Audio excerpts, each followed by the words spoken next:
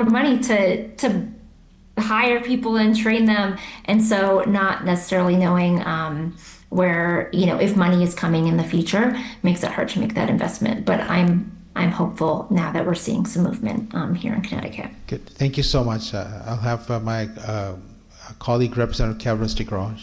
She had a question. Or Thank you so much, Mr. Chair. I appreciate it. And I am always happy to see one of my amazing constituents coming to testify, especially when it's Ruth. I have questions when you mentioned that the $24 have just started to sort of roll out. Is there data attached to that? And when would we expect to see that data so that we have a sense of, I know we have the old data where we know that the money we spend prevents, but I think that the old data really was, and correct me if I'm wrong, that was sort of prior to vaping hitting our kids. So yes. my big question is, like, when will we see that data? Because my hope is that when we see that data, that will help inform future legislation. And as you know, I've been on the anti-vaping train for many, many years now. And I hope that we will circle back to anti-vaping legislation in the future. So if you have some sense of when the data might arrive. Yes. So to be honest, it took a long time once the Tobacco and Health Trust Fund Board got up and running, then came up with a plan, got it approved by the legislature, got an RFP going from the Department of Public Health. Like, those contracts have been signed, but some of the work has started, but it's taken a long time. And again, that's one of the troubles of the start and stop motion of this is the infrastructure for that kind of stuff just wasn't there. So it took a bit. So that's why I'm very hopeful. However, there's requirements for all of these contracts that the organizations doing this work are doing evaluation, and there's an external evaluator. So there will be good quality data associated with the work that's being done.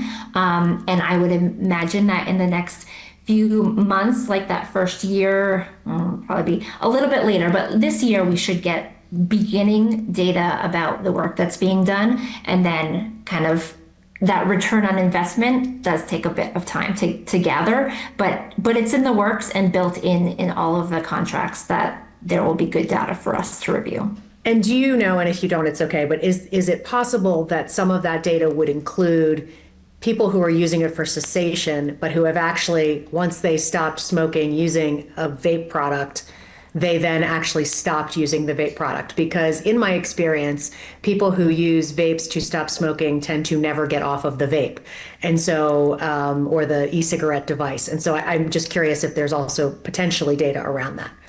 I can only speak to the Lung Association, and how we treat all of this is we'll say, quit, don't switch, right? Because that is right. We know that the industry has been walking a line of they're not supposed to say that these are cessation devices, because they're not, because there is a proper way to go about getting approved to be a cessation treatment. There are a number of them that have been approved that are available, not vape devices, but other treatments available that are known as best practices and ways that people get treatment to help their really difficult nicotine addiction. And so yes, the Lung Association really does work to make sure that we are talking about quitting and not switching. It's an important piece, because as cessation treatment, we know that those things have had to go through a process to prove that they are helpful, and it's very rare that we talk about people using those products for indefinitely. Vaping products and e-cigarettes are something different, and they're not a cessation treatment device. And so that's something that we would look at when we look at that piece. So I can only speak for the Lung Association, but that is the way that we look at those products. No, and that's really good to hear, because I know that in previous testimony, when we have heard bills that are anti-vaping, we have lobbyists that, actually were featured in the documentary Big Vape, who have come to testify before us, who continue to say cessation, cessation, cessation.